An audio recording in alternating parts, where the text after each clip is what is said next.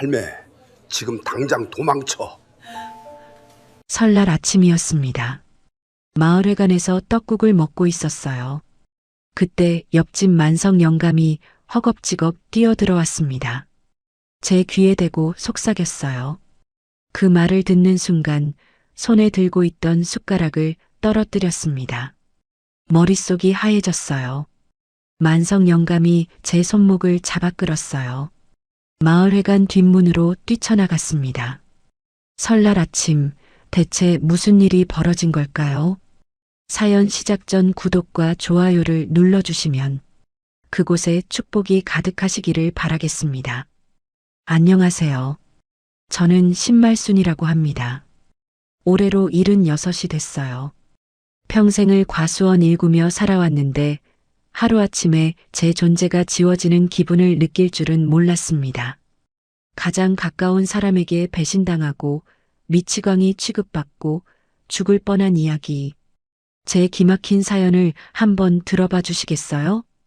그날 새벽 저는 죽은 남편 꿈을 꾸었습니다. 영감이 우리 과수원 한가운데 서서 흙을 미친 듯이 파내고 있었어요. 삽질을 할 때마다 검은 흙이 사방으로 튀었습니다. 분명 한겨울인데 여름 적삼만 걸친 채였어요. 땀에 젖은 등짝이 달빛에 번들거렸습니다. 저는 이상하다 싶어서 영감에게 다가가려고 했어요. 그런데 발이 땅에 붙은 것처럼 한 발짝도 떼어지지 않았습니다. 안간힘을 쓰는데 영감이 갑자기 삽질을 멈추더니 벌떡 일어나 저를 노려보았어요. 평소에 저한테 한 번도 그런 눈을 한 적이 없는 양반이었거든요. 그 눈빛이 어찌나 섬뜩하던지 등골이 오싹해졌습니다. 말순아, 도둑 들었다? 그 고함에 눈을 번쩍 떴습니다. 심장이 목구멍까지 뛰어오르는 것 같았어요. 가슴팍을 움켜쥐고 거친 숨을 몰아쉬었습니다. 등에 식은 땀이 흥건했고 잠옷이 축축하게 몸에 달라붙어 있었어요. 창문 틈으로 스며드는 새벽 공기가 뼛속까지 서늘하게 파고들었습니다. 저는 한참 동안 어둠 속에서 천장만 바라보며 떨리는 숨을 가다듬었어요. 76해를 살면서 이렇게 불길한 꿈은 처음이었습니다. 영감이 저 세상 간 지 5년이 넘었는데 왜 하필 설날 아침에 이런 꿈을 꾼 걸까요? 도둑이 들었다니 그게 무슨 뜻일까요?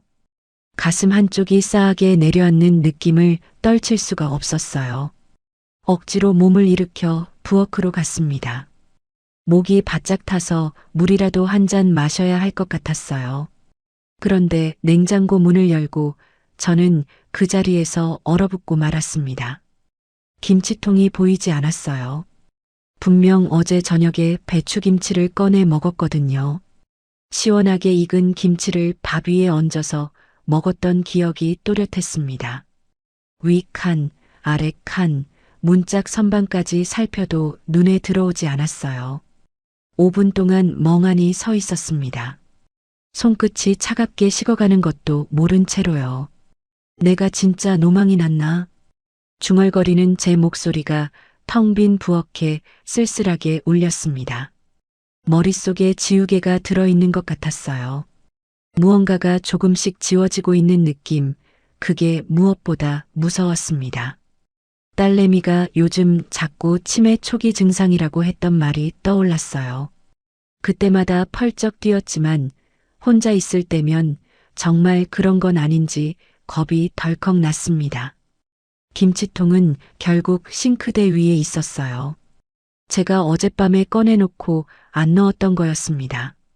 안도의 한숨을 쉬면서도 마음 한구석이 영 개운치 않았어요.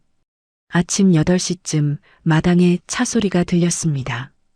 창문으로 내다보니 번쩍번쩍 윤이 나는 검은색 고급 세단이 대문 앞에 멈춰 섰어요. 서울 사는 딸 영희와 사위 창수였습니다. 저는 얼른 덧옷을 걸치고 현관으로 나갔어요. 설날에 자식들이 오는 건 당연히 반가운 일이어야 했습니다. 그런데 이상하게도 가슴이 두근거리는 게 기쁨 때문만은 아닌 것 같았어요. 뭐라 꼬집어 말하기는 어려운데 묘한 불안감이 발끝에서부터 스멀스멀 올라왔습니다. 엄마, 새해 복 많이 받아. 영희가 제 손을 덥석 잡았습니다. 그 손이 차가웠어요. 겨울이니까 당연한 건데 왠지 섬뜩하게 느껴졌습니다. 옷에서 낯선 향수 냄새가 코를 찔렀어요. 달콤하면서도 무겁고 진한 향이었습니다. 딸이 언제부터 이런 향수를 뿌리고 다녔을까요? 장모님, 새해 복 많이 받으십시오. 창수가 공손하게 허리를 숙이며 세배를 올렸습니다. 저는 그 웃음을 보면서 본능적으로 한 발짝 물러섰어요. 창수의 눈이 번들거렸습니다. 마치 무언가를 노리는 것 같은 탐욕스러운 빛이 서려 있었어요. 내가 너무 예민한 걸까? 머리를 가볍게 흔들며 그 생각을 털어냈습니다. 거실에서 차를 마시는데 창수가 검은색 봉지를 내밀었습니다. 어머니, 뇌세포 살리는 100만 원짜리 보약입니다. 깜빡깜빡 하신다고 하셔서 유명한 한의원 찾아다니며 지어왔어요. 저는 손사래를 쳤습니다. 그런 비싼 걸 왜 사왔냐고요. 하지만 영희가 날카로운 목소리로 끼어들었어요. 엄마, 지난번에 가습을 켜놓고 외출한 거 잊었어? 이웃집 아주머니가 전화해서 난리였잖아. 요양원 상담 예약해뒀어. 제발 약 좀 먹어. 저는 움찔했습니다. 그런 적이 없었어요. 평생 불단속은 귀신같이 하는 사람이거든요. 하지만 딸이 단호하게 말하니 제 기억이 틀린 것 같기도 했습니다. 기억이 조작당하는 것 같은 기분이 들었어요. 머릿속이 흐려지는 느낌이었습니다. 결국 탕약을 입에 댔어요. 첫 모금을 넘기는 순간 혀끝에 이상한 맛이 퍼졌어요. 달짝지근하면서도 끝맛이 비릿했습니다. 마치 덜 익은 풋과일을 베어 물었을 때 나는 떫은 맛 같았어요. 역겨웠지만 이미 절반을 삼킨 뒤였습니다. 잘 드셨네요. 이제 효과가 나타날 겁니다. 창수가 만족스러운 표정으로 말했습니다. 그 말투가 왠지 의미심장하게 들렸어요. 30분쯤 지나자 손끝이 저릿해졌습니다. 처음엔 추워서 그런가 싶었는데 점점 저림이 팔꿈치까지 올라왔어요. 거실 바닥이 배 위처럼 출렁거렸습니다. 눈을 질끈 감았다 떴어요. 환각일 거야. 피곤해서 그런 거야. 스스로 되뇌었지만 몸이 말을 듣지 않았습니다. 손에 든 찻잔이 바닥으로 떨어졌어요. 어머 엄마. 영희가 달려왔지만 그 눈빛에서 진심 어린 걱정은 보이지 않았어요. 오히려 기다렸다는 듯이 차갑게 가라앉아 있었습니다.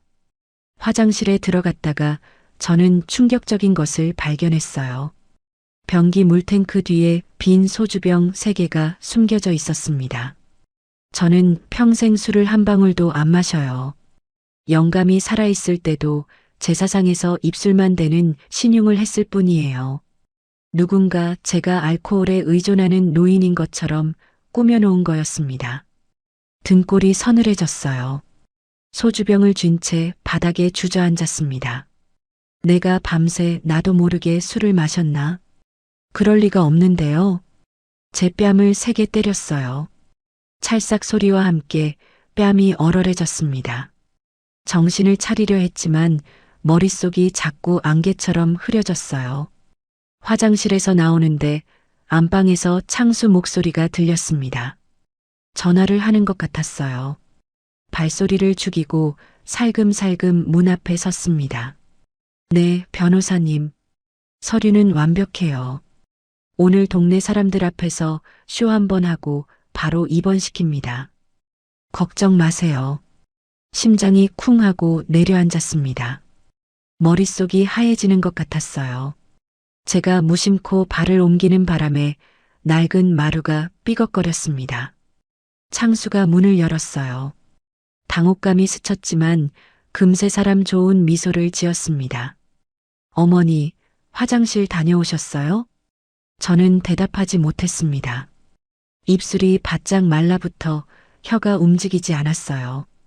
방금 들은 말이 귓가에서 맴돌았습니다. 쇼를 하고 입원시킨다. 그게 무슨 뜻인지 저는 너무나 잘 알고 있었어요. 그때 며칠 전 일이 떠올랐습니다. 왠지 모를 불안감에 인감도장을 비닐에 싸서 뒷마당 장독대 고추장 항아리 밑에 숨겨뒀던 기억이요. 정신이 오락가락하는 와중에도 재산을 지키려 했던 본능이었을까요? 엄마, 마을회관 가야지. 영희가 불렀습니다. 현관에서 외투를 입으려는데 창수가 두꺼운 패딩을 빼앗고 얇은 코트를 입혔어요. 눈 오는 추운 날인데 굳이 얇은 걸 고집했습니다. 어머니, 오늘 날씨 포근하대요. 창밖에 눈이 펑펑 쏟아지고 있었습니다. 말도 안 되는 소리였어요. 저는 거부했지만 소용없었습니다. 마당을 나서며 창수가 과수원을 바라보는 눈빛을 봤어요. 저와 영감이 평생 피땀 흘려 일군 땅입니다. 돌을 골라내고 나무를 심으며 손톱이 까지도록 가꾼 땅이에요. 그 눈빛이 먹이를 노리는 뱀처럼 탐욕스러웠습니다. 저 땅이 탐나는 거구나. 모든 게 연결되는 느낌이었어요. 마을로 가는 길은 눈이 쌓여 미끄러웠습니다. 평소 같으면 아무렇지 않게 걸었을 텐데 다리가 고무줄처럼 힘없이 풀렸어요. 한 발짝 내디딜 때마다 휘청거렸습니다. 두어 번이나 넘어질 뻔했어요. 창수가 부축하는 척하며 제 팔뚝을 움켜쥐었는데 그 힘이 너무 셌어요. 살이 눌리고 뼈가 으스러지는 것 같았습니다. 멍이 들겠다 싶어서 얼굴을 찡그렸지만 창수는 아랑곳하지 않았어요. 마을 어귀에서 이장님이 물었습니다. 말순 없니? 안색이 왜 그리 흑빛이요? 제가 입을 열기도 전에 창수가 끼어들었어요. 치매기가 있으셔서 밤새 헛소리하느라 못 주무셨어요. 떡국이라도 드시게 하려고 모시고 나왔습니다.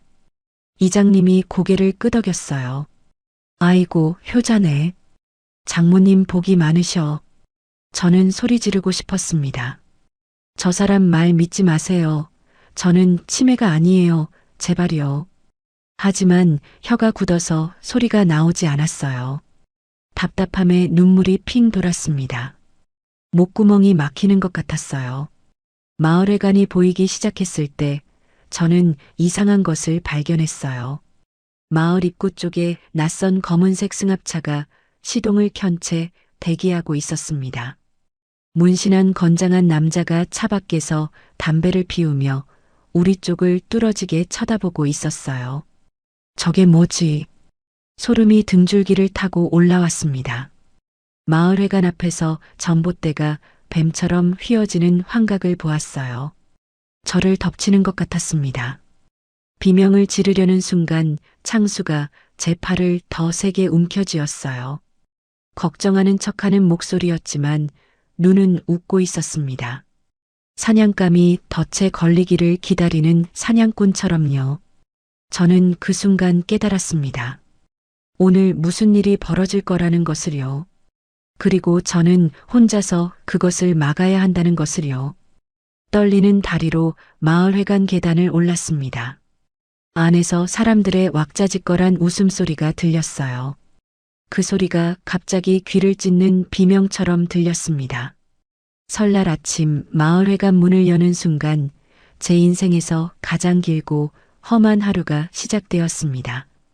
마을회관 안은 후끈했습니다. 난로 2개가 활활 타오르고 있었고 곳곳에서 사람들이 웅성거리는 소리가 들렸어요. 김이 모락모락 피어오르는 떡국 냄비 앞에 아낙네들이 모여 국자를 휘두르고 있었습니다. 설날 떡국 잔치 특유의 흥겨운 분위기였어요. 평소 같았으면 저도 옥잔의 옆에 가서 수다를 떨었을 겁니다. 오늘 아침 꿈 얘기도 하고 서울서 온 딸내미 자랑도 했겠죠. 하지만 오늘은 달랐어요. 머릿속이 여전히 안개가 낀 것처럼 흐릿했고 다리가 후들거렸습니다. 창수가 제 팔을 이끌어 창가 쪽 구석자리에 앉혔어요. 출입구와 멀고 사람들의 시선이 덜 닿는 곳이었습니다. 평소 앉던 자리가 아니었어요. 왜 굳이 여기에 앉히는 걸까? 의문이 들었지만 물을 힘조차 없었습니다. 어머니, 여기가 조용하니까 편하실 거예요. 저는 고개를 저으려 했지만 목이 뻣뻣해서 움직이지 않았습니다. 옥자네 쪽으로 가고 싶었어요. 친한 얼굴들 사이에 있으면 마음이 놓일 것 같았거든요. 하지만 창수가 제 어깨를 짓누르듯 눌러앉히더니 슬쩍 자리를 피했습니다. 회관 안에 왁자지껄한 소리가 이상하게 들렸어요. 마치 물속에서 듣는 것처럼 웅웅거리고 사람들의 웃음소리가 기괴한 비명처럼 귀를 때렸습니다. 약 기운 때문인 것 같았어요. 눈을 질끈 감았다 떴지만 소용없었습니다. 벽에 걸린 태극기가 물결치듯 출렁거렸어요. 그때 누군가 제 옆자리에 털썩 앉았습니다. 고개를 돌려보니 옆집 사는 구만석 영감이었어요. 79 먹은 꼬장꼬장한 양반이었습니다. 젊어서 읍내에서 한약방을 했다는데 저하고는 평소에 말도 잘 안 섞는 사이였어요. 영감탱이하고 속으로 부르며 피하던 사람이었습니다. 인사를 해도 퉁명스럽게 받는 까칠한 성격이었거든요. 그런데 왜 굳이 빈자리가 많은데 내 옆에 앉은 걸까요? 이상했지만 신경 쓸 여유가 없었습니다. 만석이 킁킁거리며 제 쪽으로 고개를 기울였습니다. 마치 무언가 냄새를 맡는 것처럼요. 저는 움찔하며 몸을 뒤로 빼려 했어요. 할매, 오늘 향수 뿌렸어? 뜬금없는 질문이었습니다. 저는 고개를 저었어요. 향수 같은 건 평생 발라본 적이 없었거든요. 바를 돈도 없었고요. 아닌데 이건 향수가 아니요. 아주 고약한 풀냄새인데. 만석의 눈이 가늘어졌습니다. 오랫동안 약재를 다뤄온 사람 특유의 날카로운 눈빛이었어요. 주름진 얼굴 사이로 번뜩이는 그 눈이 무언가를 탐색하고 있었습니다. 저는 갑자기 불안해졌어요. 멀리서 창수가 이장님과 술잔을 기울이고 있었어요. 웃으면서 건배를 하는 모습이 보였습니다. 하지만 눈은 계속 제 쪽을 곁눈질하고 있었어요. 눈이 마주치자 창수가 입모양으로 뭔가를 말했습니다. 가만히 있어요. 분명 그렇게 읽혔어요. 등골이 서늘해졌습니다. 떡국이 나왔습니다. 하얀 가래떡이 둥둥 떠있는 뜨거운 국물에서 김이 모락모락 피어올랐어요. 계란 지단과 파가 예쁘게 올려져 있었습니다. 평소 같으면 군침이 돌았을 텐데 속이 울렁거렸어요. 저는 숟가락을 들었습니다. 그런데 손이 심하게 떨려서 국물이 옷에 튀었어요. 숟가락이 그릇 가장자리에 부딪히며 딸깍거리는 소리가 났습니다. 멀리서 영희가 혀를 차는 게 보였어요. 그 차가운 시선이 가슴을 후볐습니다. 그때 창문 커튼 틈으로 밖이 보였습니다. 아까 마을 입구에서 봤던 검은색 승합차가 회관 바로 앞에 와 있었어요. 문신한 남자가 차에서 내려 담배를 피우며 회관 쪽을 뚫어지게 쳐다보고 있었습니다. 그리고 또 다른 건장한 남자가 차 문을 열고 나왔어요. 두 명이서 우리 쪽으로 천천히 걸어오고 있었습니다. 심장이 쿵쿵 뛰기 시작했습니다. 손바닥에 식은땀이 배었어요. 저게 뭐지? 왜 저 사람들이 이쪽으로 오는 거지? 숨이 가빠졌습니다. 그 순간 만석이 떡국을 먹는 척하며 제 귀에 바짝 대고 속삭였습니다. 빠르고 정확한 목소리였어요. 할매, 숟가락 나. 입에서 천사의 나팔꽃 냄새가 나. 환각제야. 저 차 당신 정신병원에 쳐넣으러 온 거야. 천사의 나팔꽃. 그게 뭔지는 몰랐지만 환각제라는 말에 정신이 번쩍 들었습니다. 멍했던 머리에 찬물을 끼얹은 것 같았어요. 사위가 준 탕약, 숨겨진 소주병, 아침에 들었던 전화통화, 그 모든 게 퍼즐처럼 맞춰지기 시작했습니다. 아, 그래서 그렇게 달짝지근하면서 비릿한 맛이 났던 거구나. 저를 미치광이로 만들려는 거였어요. 환각을 일으키는 약을 먹이고 술병을 숨겨두고 마을 사람들 앞에서 발작하는 것처럼 보이게 한 다음 정신병원에 강제로 집어넣으려는 거였습니다. 그렇게 해서 성년후견인이 되면 제 재산을 마음대로 처분할 수 있으니까요. 내 딸과 사위가 그런 짓을 꾸미다니요. 소름이 온몸에 돋았어요. 창수가 핸드폰을 꺼내 뭔가를 확인하더니 밖을 향해 고개를 끄덕였습니다. 신호였어요. 바깥에 남자들이 걸음을 빨리 했습니다. 회관 입구 쪽으로 다가오고 있었어요. 시간이 얼마 남지 않았습니다. 그냥 일어나서 나가면 100% 잡힌다. 저 사람들이 팔을 붙잡고 차에 태워버릴 게 뻔했어요. 치매 노인이 발작을 일으켰다고 하면 아무도 제 말을 믿지 않을 겁니다. 어떻게든 사람들의 시선을 끄는 사이에 도망쳐야 했어요. 이 나이에 무슨 연기를 하겠냐마는 살려면 해야 했습니다. 인생 최대의 연기를요. 저는 크게 숨을 들이쉬었습니다. 떨리는 손으로 떡국 그릇을 움켜쥐었어요. 그리고 갑자기 눈을 휘둥그레 뜨고 허공을 가리키며 비명을 질렀습니다. 에이구, 뱀이다. 떡국에 독사가 빠졌어. 고함 소리가 회관을 찢었습니다. 사람들이 화들짝 놀라 고개를 돌렸어요. 저는 있는 힘껏 떡국 그릇을 바닥에 내리쳤습니다. 쨍그랑 하는 소리와 함께 뜨거운 국물이 사방으로 튀고 그릇 파편이 흩어졌어요. 말순 할매가 왜 저래? 뱀이라니 무슨 뱀? 아수라장이 벌어졌습니다. 아낙네들이 비명을 지르고 남정네들이 자리에서 벌떡 일어났어요. 누군가 뱀 잡을 막대기를 찾는다고 소리쳤습니다. 모두의 시선이 바닥에 쏟아진 떡국과 저에게 쏠렸어요. 바로 이 틈이었습니다. 창수가 당황한 얼굴로 자리에서 벌떡 일어나 제 쪽으로 달려왔어요. 영희도 뒤따라왔습니다. 바로 그 순간 저는 뒷문 쪽으로 몸을 날렸어요. 주방 옆에 있는 쪽문이었어요. 어릴 때부터 이 마을회관을 드나들었으니 구조를 훤히 알고 있었습니다. 그게 저를 살렸어요. 문을 밀치고 밖으로 뛰쳐나갔어요. 차가운 공기가 얼굴을 세차게 때렸습니다. 신발을 제대로 신을 새도 없었어요. 고무신 한 짝이 벗겨졌지만 돌아볼 겨를이 없었습니다. 맨발로 눈밭을 달렸어요. 발바닥이 찢어지는 듯한 냉기가 뼛속까지 파고들었습니다. 눈 속에 박힌 돌멩이가 발바닥을 찔렀지만 아픔을 느낄 겨를도 없었어요. 하지만 멈출 수 없었습니다. 살아야 하니까요. 뒤에서 창수의 고함 소리가 들렸습니다. 장모님, 거기 서세요. 어머니가 지금 발작을 일으키셨어요. 잡아요. 그 소리가 사냥개가 짖는 것처럼 들렸습니다. 저를 쫓는 소리였어요. 여러 사람의 발자국 소리가 뒤따라오는 게 느껴졌습니다. 심장이 터질 것 같았어요. 도로로 가면 차에 잡힌다. 저는 본능적으로 방향을 틀었습니다. 뒷산 대나무 숲이었어요. 어릴 때 숨바꼭질하던 곳이었습니다. 그 시절 기억을 더듬어 언덕을 올랐어요.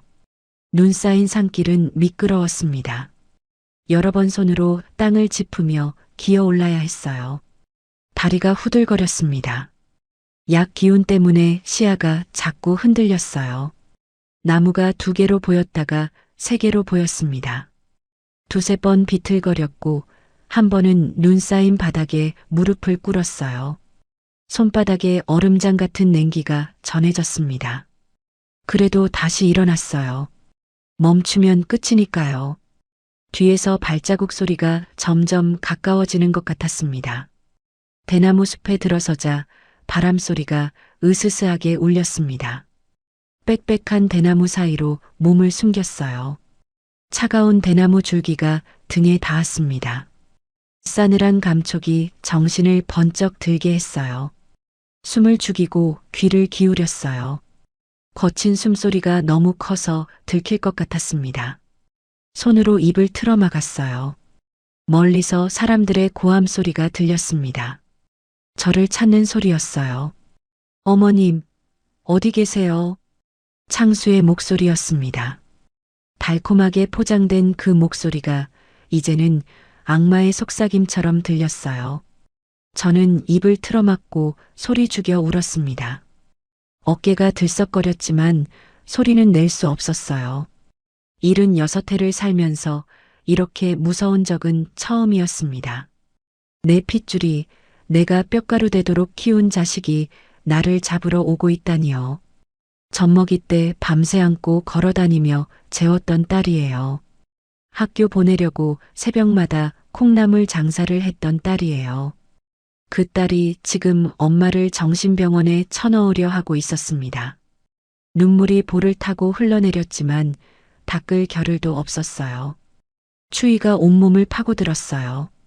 얇은 코트 한 장으로는 한겨울 산속 추위를 버틸 수 없었습니다. 손끝이 곱아지고 발가락 감각이 사라지기 시작했어요. 이를 악물었습니다. 여기서 얼어 죽을 수는 없었어요. 아직 할 일이 남았으니까요. 저는 떨리는 손으로 무릎을 끌어안았습니다. 살아야 했어요. 어떻게든 살아서 저놈들의 죄를 밝혀야 했습니다. 내 땅을, 내 인생을 지켜야 했어요. 대나무 잎 사이로 내려다 보이는 마을 풍경이 흐릿하게 번졌습니다. 환각 때문인지 눈물 때문인지 알 수 없었어요. 약 기운이 아직 덜 풀린 것 같았습니다. 그때 누군가 제 어깨를 덥석 잡았습니다. 비명이 목구멍까지 올라왔어요. 잡혔다, 끝났다. 온몸에 힘이 쭉 빠졌습니다. 눈앞이 캄캄해졌어요. 비명을 지르려는 순간 거친 손이 제 입을 틀어막았습니다. 나야 나. 소리 지르면 잡혀. 낮고 급한 목소리였어요. 고개를 돌려보니 구만석 영감이었습니다. 아까 마을회관에서 환각제 냄새를 알려준 바로 그 사람이었어요. 어둠 속에서도 그 꼬장꼬장한 얼굴이 보였습니다. 저는 그제야 숨을 내쉬었어요. 다리에 힘이 쭉 풀려서 그대로 주저앉을 뻔했습니다. 여기서 얼어 죽을 셈이야? 따라와. 만석이 제 팔을 잡아 끌었습니다. 저는 묻고 싶은 게 산더미였어요. 왜 여기까지 따라왔는지, 어떻게 알고 찾아왔는지. 하지만 물을 겨를이 없었습니다. 멀리서 사람들의 외침 소리가 들렸거든요. 후레쉬 불빛이 대나무 숲 아래쪽을 훑고 있었어요. 우리는 소리를 죽이며 산길을 올랐습니다. 만석이 앞장서서 길을 열었어요. 79 먹은 영감이 어찌나 빠른지 저는 따라가기 버거웠습니다. 맨발이 눈 속에 푹푹 빠졌어요. 발가락 감각이 사라진 지 오래였습니다. 중간에 한번 넘어져서 손바닥이 까졌지만 아픔을 느낄 겨를도 없었어요. 뒤에서 들려오는 소리에 귀를 기울이며 그저 앞으로 나아갔습니다. 한 번은 후레쉬 불빛이 바로 옆을 스쳐 지나갔어요. 만석이 저를 바위 뒤로 밀어넣고 몸으로 가렸습니다. 숨을 죽이고 있는 그 몇 초가 몇 시간처럼 느껴졌어요. 다행히 불빛은 다른 쪽으로 사라졌습니다.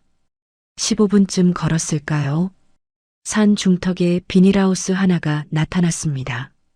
이중 비닐로 덮인 제법 큰 하우스였어요. 안에서 희미한 불빛이 새어나왔습니다. 여기가 어디예요? 왕 언니네 특용작물 하우스야. 여기는 아무도 안 와. 왕 언니. 그 이름을 듣는 순간 기억이 떠올랐어요. 마을에서 보험왕으로 유명했던 김옥분 언니였습니다. 젊어서 보험 영업으로 큰 돈을 벌었다가 은퇴하고 귀농한 사람이었어요. 저보다 2살 위인 78 먹은 언니였습니다. 비닐하우스 문을 열자 훈훈한 공기가 얼굴을 감쌌어요. 연탄 난로가 타오르고 있었고 선반마다 화분들이 빼곡히 놓여 있었습니다. 약초 같은 것들이었어요. 공기 중에 은은한 풀 냄새가 떠돌았습니다. 안쪽에서 누군가 벌떡 일어났어요. 아니, 설날에 이게 무슨 꼴이요? 왕 언니였습니다. 퍼머 머리에 두꺼운 조끼를 걸친 채 저를 보더니 기겁을 했어요. 제 몰골이 얼마나 처참했는지 짐작이 갔습니다. 흑투성이의 맨발이고 얼굴은 눈물 자국으로 범벅이었을 테니까요. 발에서는 피가 나고 있었어요. 눈 속에 박힌 돌에 베인 것 같았습니다. 언니, 일단 이것 좀 덮어. 왕 언니가 얼른 담요를 가져와 제 어깨에 둘러줬습니다. 그리고 따뜻한 보리차를 한 잔 건넸어요. 손이 너무 떨려서 잔을 제대로 잡을 수가 없었습니다. 왕 언니가 제 손을 감싸 쥐고 잔을 입에 대줬어요. 따뜻한 물이 목구멍을 타고 내려가자 그제야 몸에 온기가 돌았습니다. 만석이 제 앞에 쪼그려 앉았어요. 그리고 제 눈을 까뒤집어 보더니 맥을 짚었습니다. 오랫동안 한약방을 했던 사람다운 손놀림이었어요. 미치광이 풀을 아주 묽게 타서 먹였어. 그래서 뛸 힘이 있었던 거야. 진하게 탔으면 벌써 쓰러졌을 거요. 미치광이 풀이라니. 아까 말한 천사의 나팔꽃이 그런 거였군요. 소름이 돋았습니다. 일단 뱃속에 남은 거 빼내야 해. 만석이 소금물을 타서 가져왔어요. 저는 그걸 억지로 삼켰습니다. 역한 맛이 목구멍을 긁었어요. 잠시 후 위장이 뒤집어지는 느낌이 들었습니다. 저는 비닐하우스 구석에 있는 양동이에 머리를 박고 토했어요. 위에까지 다 쏟아낼 때까지 구역질이 멈추지 않았습니다. 육체적 고통이 극에 달했지만 신기하게도 머릿속은 안개 거치듯 맑아지기 시작했어요. 흐릿하던 시야가 또렷해졌습니다. 아침부터 계속되던 그 몽롱한 느낌이 사라지고 있었어요. 손떨림은 여전했지만 생각만큼은 또렷하게 할 수 있게 됐습니다. 비닐하우스 안의 화분들이 선명하게 보였어요. 연탄불의 따스함이 피부에 느껴졌습니다. 좀 어때? 정신 돌아와? 왕 언니가 물수건으로 제 얼굴을 닦아줬습니다. 그리고 제 발을 살펴보더니 소독약을 발라줬어요. 따가웠지만 참았습니다. 저는 고개를 끄덕였어요. 살 것 같았습니다. 그제야 궁금한 걸 물을 수 있었습니다. 근데 구영감, 어떻게 알고 따라온 거예요? 만석이 헛기침을 했어요. 처음부터 수상했어.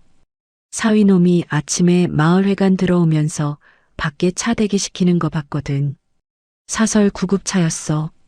그리고 할매한테서 나는 냄새가 영 이상했고 저는 가슴이 뭉클해졌습니다. 평소에 말도 안 섞던 영감이 저를 유심히 살피고 있었던 거예요. 근데 왜 나를 도와주는 거예요? 옛날에 할매 신랑한테 빚진 게 있어.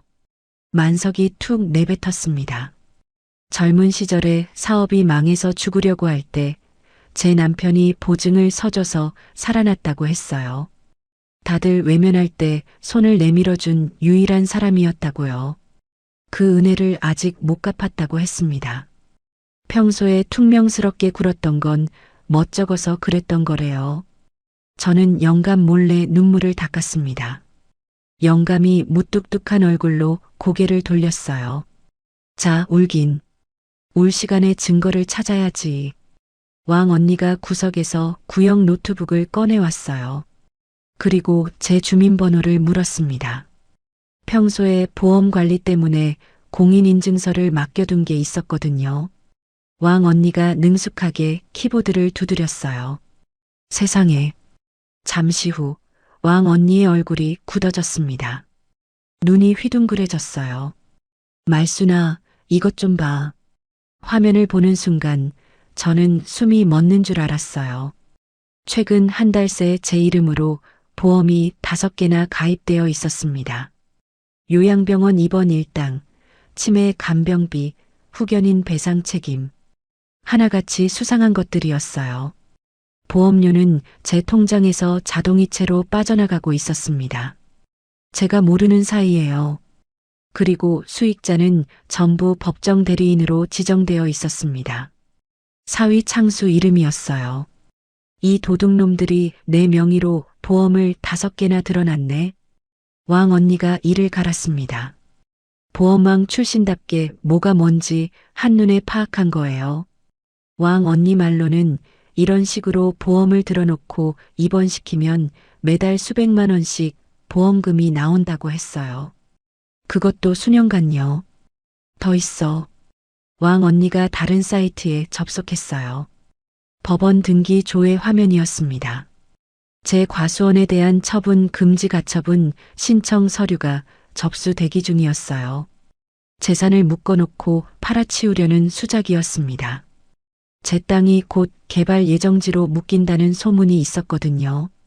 보상금만 해도 수억 원은 될 거라고 했어요. 그 돈을 노린 거였습니다.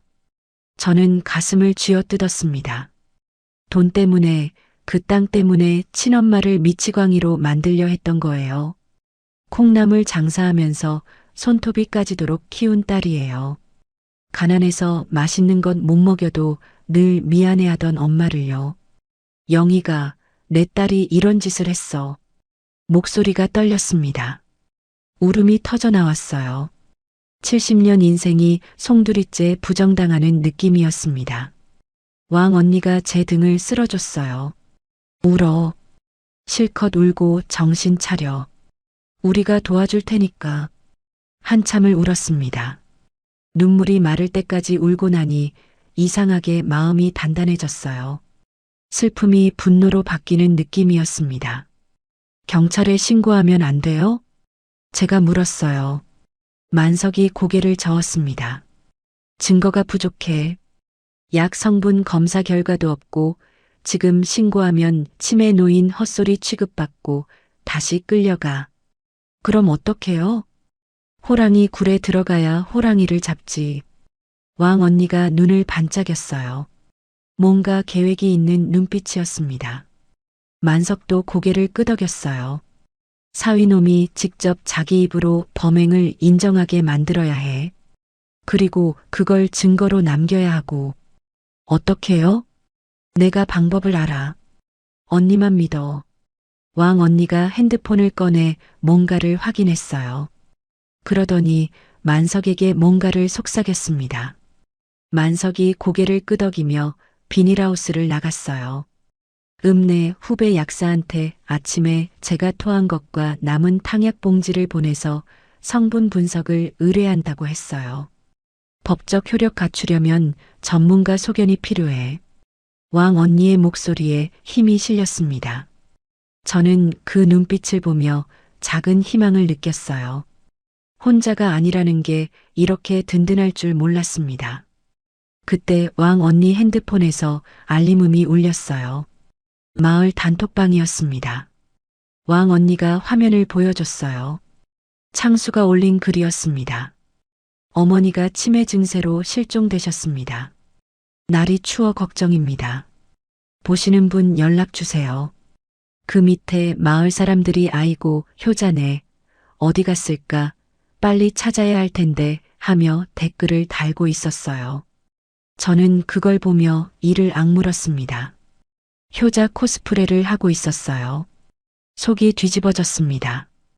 밖에서 바람소리가 거세게 울렸습니다. 눈보라가 치는 것 같았어요. 추운 겨울밤이었지만 비닐하우스 안은 따뜻했습니다. 연탄불이 붉게 타오르고 있었어요. 그리고 제 마음속에는 차가운 분노가 불씨처럼 타오르기 시작했습니다. 이제 나는 엄마가 아니라 신말순이다. 저놈들을 용서하지 않겠다. 이를 악물었습니다. 내 발로 요양원에 끌려가느니 싸우다 죽겠다고 다짐했어요. 복수의 칼날을 갈기 시작한 밤이었습니다. 그날 밤 우리는 거의 뜬 눈으로 지새웠습니다. 왕 언니가 커다란 종이에 작전 계획을 그렸어요. 보험 영업 시절에 쓰던 프레젠테이션 실력이 녹슬지 않았더군요. 종이 가운데 창수 이름을 적고 거기서 뻗어나가는 선들을 그렸습니다. 보험 사기, 환각제 투약, 강제 입원, 재산 탈취. 죄목이 한둘이 아니었어요. 종이에 적힌 글자들을 보니 현실감이 밀려왔습니다. 정말 이게 내 딸과 사위가 저지른 일이라니요. 일단 증거가 필요해. 3가지야. 왕 언니가 손가락을 펴보였습니다. 그 눈빛이 형사처럼 날카로웠어요. 첫째, 약 성분 분석 결과. 둘째, 창수놈이 직접 범행을 인정하는 녹음. 셋째, 공모자들의 증언. 만석이 고개를 끄덕였어요. 팔짱을 끼고 생각에 잠겼습니다. 약 분석은 내가 맡았으니까. 내일 아침이면 결과 나올 거야. 새벽 4시쯤 만석이 돌아왔습니다. 코끝이 빨갛게 얼어 있었어요. 읍내 약사 후배한테 아침에 제가 토한 것과 남은 탕약 샘플을 보냈다고 했습니다. 급행으로 의뢰했으니 늦어도 정오 전에는 결과가 나온다고 했습니다. 근데 녹음은 어떻게 해요? 제가 물었어요. 왕 언니가 낡은 녹음기를 꺼내 보였습니다. 손바닥만 한 크기의 구형 기계였어요. 세월의 흔적이 묻어 있었지만 작동에는 문제가 없어 보였습니다. 이거 보험 영업할 때 쓰던 건데 아직도 잘 돼. 옷 안에 숨기고 창수놈 앞에서 자백을 유도하면 돼. 근데 저한테 그게 되겠어요? 약 기운도 덜 풀렸는데. 그래서 언니가 가는 거야. 왕 언니가 씩 웃었습니다. 무슨 계획인지 설명을 시작했어요. 왕 언니 말로는 창수가 마을 단톡방에 실종 신고를 올렸으니 조만간 경찰이 수색에 나설 거라고 했어요. 그 전에 창수를 따로 만나서 협상하는 척 해야 한다고요.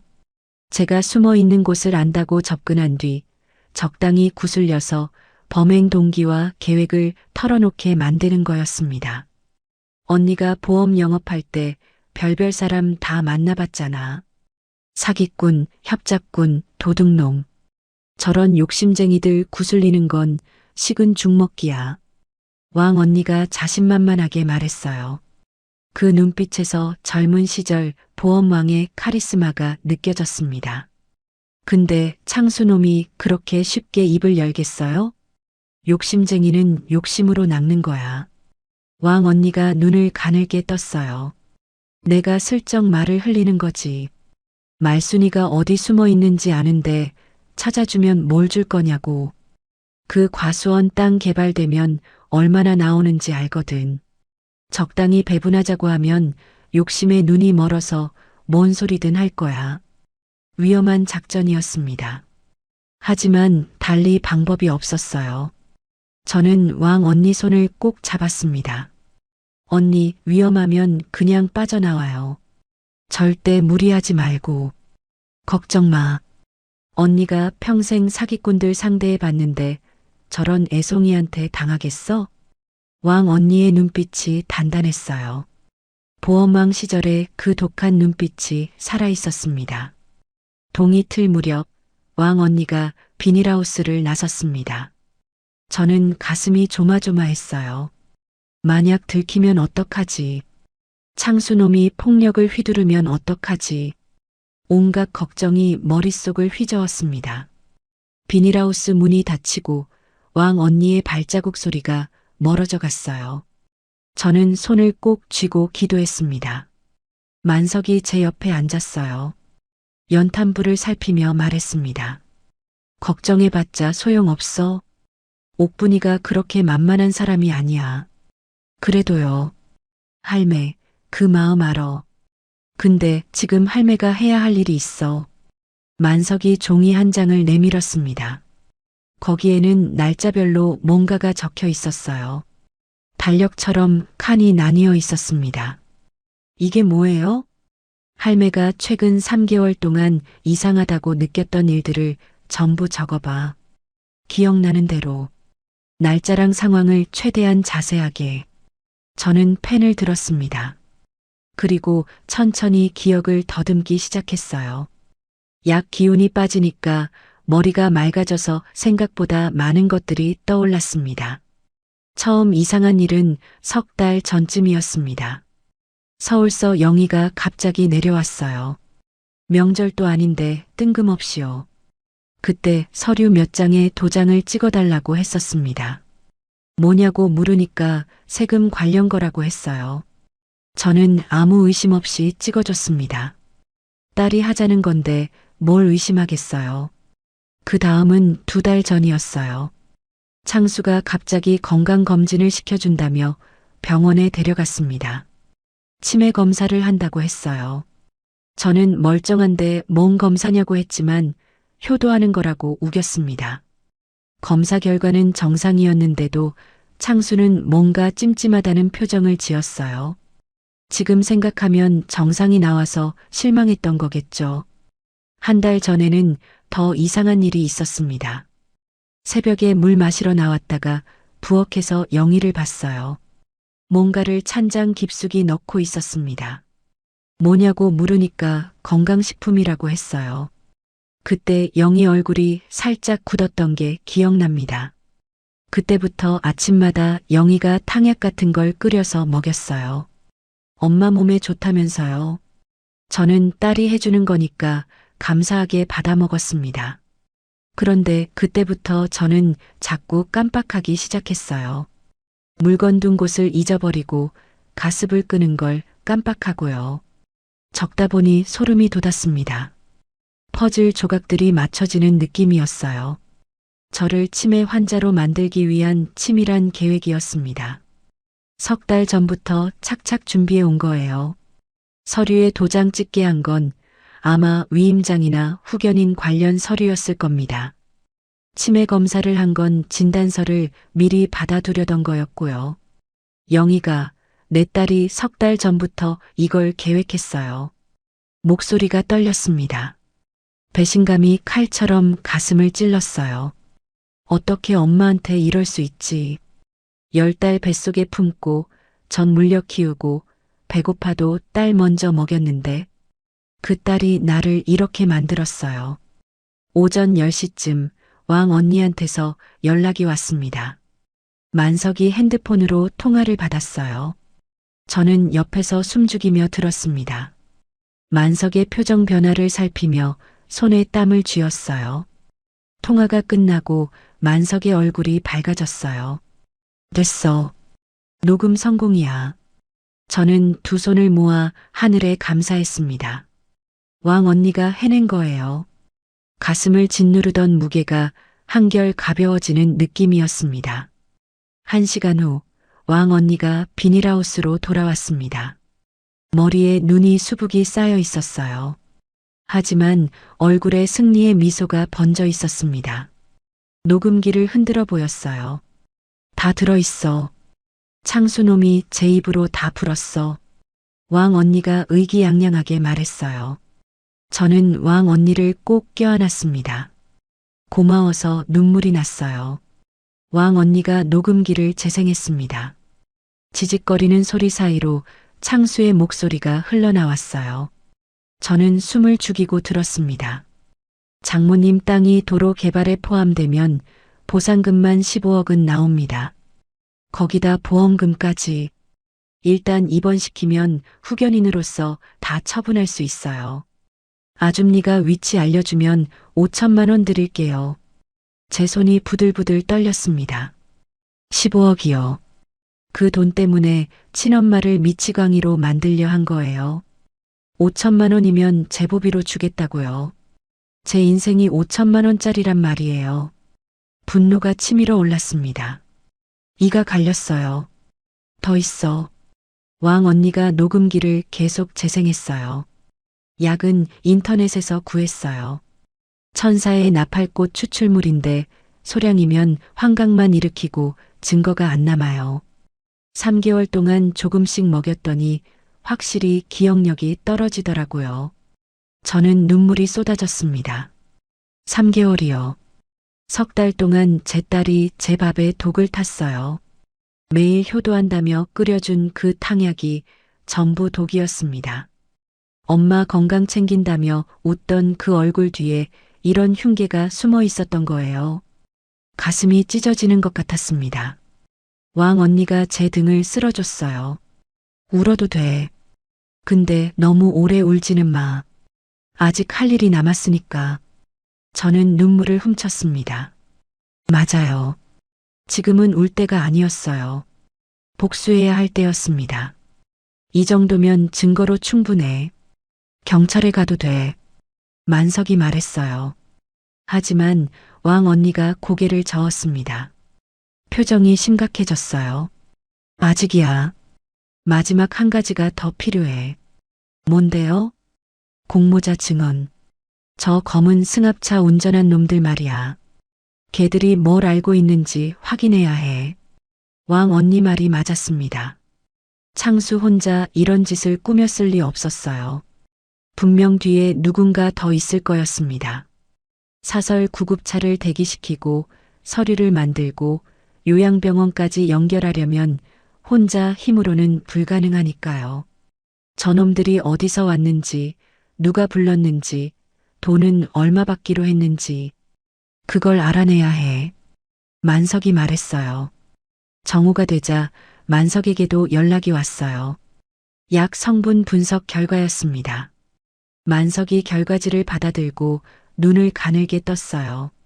스코폴라민 성분 검출. 환각과 기억 상실을 유발하는 약물이야. 이거 불법이거든. 의사 처방 없이는 구할 수도 없는 건데.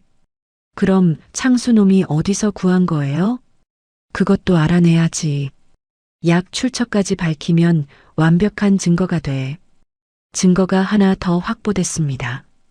저는 주먹을 불끈 쥐었어요. 점점 올가미가 좁혀지고 있었습니다. 이제 어떡해요? 일단 오늘 밤에 정찰을 나가자. 저 승합차 놈들이 어디 있는지 확인해야 해.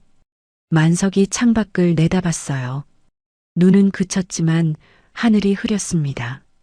해지면 움직이자. 어두워야 안 들켜. 만석이 단호하게 말했어요. 우리 셋은 고개를 끄덕였습니다. 실버 탐정단의 두 번째 작전이 시작되려 하고 있었어요. 복수의 칼날이 조금씩 날카로워지고 있었습니다. 저는 창밖을 바라보며 다짐했어요. 반드시 저놈들을 법의 심판대에 세우겠다고요. 두고 보자, 박창수. 이 악독한 놈. 해가 뉘엿뉘엿 산 너머로 넘어갔습니다. 우리는 비닐하우스에서 검은 옷으로 갈아입었어요.